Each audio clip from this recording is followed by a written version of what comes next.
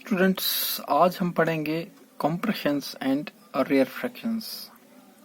ये कॉम्प्रेशंस और रेयरफैक्शंस होते हैं, they are the parts of a wave के पार्ट्स होते हैं, हिस्से होते हैं। और इन्हीं को आपने आज समझना है कि कॉम्प्रेशन क्या होते हैं और रेयरफैक्शन क्या होता है। पहले हम बात करते हैं कॉम्प्रेशंस की। Compression is the part of wave in which particles of the medium are closer to one another, forming the region of high pressure and density. जो ये compressions होते हैं, ये वो हिस्से, ये वो पार्ट होते हैं वेव के जिनमें मीडियम के जो पार्टिकल्स होते हैं they are closer to one another. ये एक दूसरे के बहुत ही क्लोजर होते हैं, बहुत ही नजदीक होते हैं। तो सीधी सी बात है, they will form the region of high pressure and density. जब ये पार्टिकल्स बहुत ही साथ साथ में बहुत ही क्लोजर होंगे तो ये कि ये बनाएंगे region of high pressure and density. तो उन्हीं को कंप्रेशन बोला जाता है। उसी पार्ट ऑफ वेव को कंप्रेशन बोला जाता है जिसमें जो मीडियम के पार्टिकल्स होते हैं वो एक दूसरे के बहुत ही क्लोज होते हैं, बहुत ही साथ होते हैं, और इस तरीके से वो region of high pressure and density बनाते हैं। Compressions are represented by the upper portion of the curve called crest. जो कंप्रेशंस जो होते हैं ये कर्व के अपर पोर्शन से रिप्रेजेंट किए जाते हैं और इनको क्रस्ट भी बोला जाता है। ये देखिए ये वेव है, तो ये चीज जो आप देख रहे हैं ना, सीधी लाइन दी है, मान लो एवरेज डेंसिटी और pressure, average density average pressure. तो ये ऊपर वाला जो डेंसिटी प्रेशर जो भी, ठीक है, ये चीज। अब मैंने भी आपको क्या बताया जो कंप्रेशंस के बारे में, कि वो पार्ट है वेव का जिसमें मीडियम के पार्टिकल बहुत क्लोज होते हैं एक दूसरे के साथ, और इस तरीके से ये एक रीजन बनाते हैं of high pressure and density. और इनको कंप्रेशंस को रिप्रेजेंट किया जाता है upper portion of the curve called crest. तो ये है, these are the upper portions of curve. ये कर्व है ऐसे, इनका जो अपर पोर्शन है ये है, ये है, ये है, ठीक है। तो यही रिप्रेजेंट करते हैं कंप्रेशंस को, और इनको क्रस्ट भी बोलते हैं।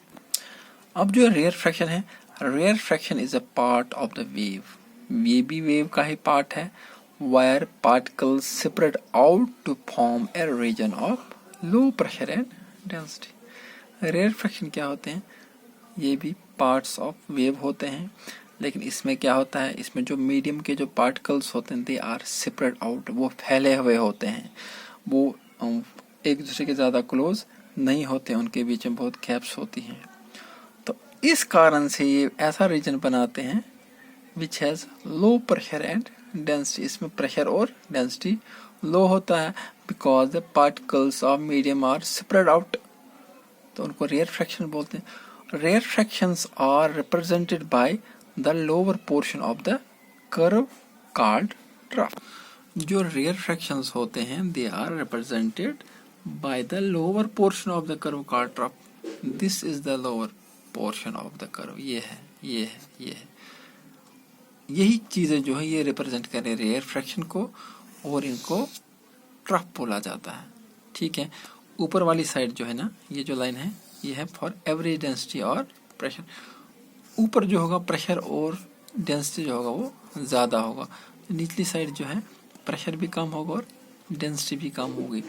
तो जो कंप्रेशन और रेयरफैक्शन आपने पढ़ा, कंप्रेशन क्या है, ये वो पार्ट होता है वेव का जिसमें मीडियम के पार्टिकल्स क्लोज होते हैं और इस तरीके से एक ऐसा रीजन बनाते हैं जिसमें pressure as well as density high होती है, और ये रिप्रेजेंट होते हैं by the upper portion of the curve, और इसको क्रस्ट कहा जाता है।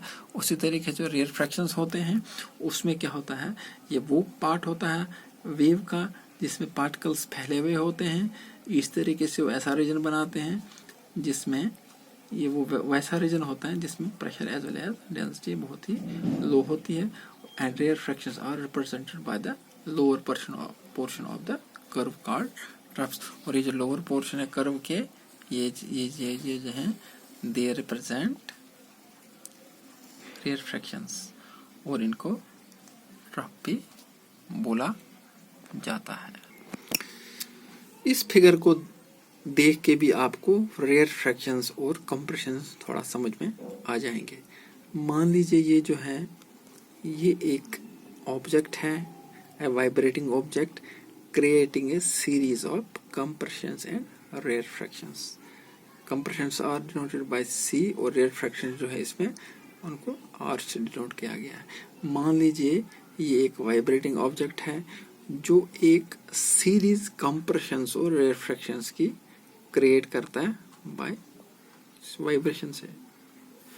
अब इसमें क्या, जैसा कि मैंने आपको बताया, जो कंप्रेशंस है वो कौन सा पार्ट है वेव का, जिसमें पार्टिकल्स बहुत ही क्लोजर होते हैं एक दूसरे के साथ, और इस तरीके से रीजन ऐसा बनता है जिसमें pressure as well as density high होती है। और जो रेयर फ्रैक्शंस होते हैं वो एक ऐसा पार्ट है वेव का जिसमें पार्टिकल्स सेपरेट आउट होते हैं, इनमें गैप्स होती हैं, और इस तरीके से रीजन ऐसा होता है जिसमें प्रेशर और डेंसिटी लो होती है। तो यहाँ पे आप इसको देख सकते हैं, इसमें जो है पार्टिकल्स बहुत ही क्लोज है एक दूसरे के साथ, बहुत ही साथ साथ, तो इसलिए ये जो है ये वाला रीजन जो है हाई डेंसिटी वाला है और हाई प्रेशर वाला है, तो ये है कंप्रेशन। अब ये वाला रीजन जो है इसमें पार्टिकल्स दूर दूर हैं, सेपरेट आउट हैं, और इसलिए ये जो रीजन है इसमें pressure as well as density बहुत ही लो है, तो ये है रेयर फ्रैक्शन। अब फिर से इसी तरीके से कंप्रेशन, इसी तरीके से फिर से रेयर फ्रैक्शंस, तो इस तरीके से भी इसको रिप्रेजेंट किया जा सकता। और जो कंप्रेशंस होते हैं they are represented by the upper portion of the curve called crust.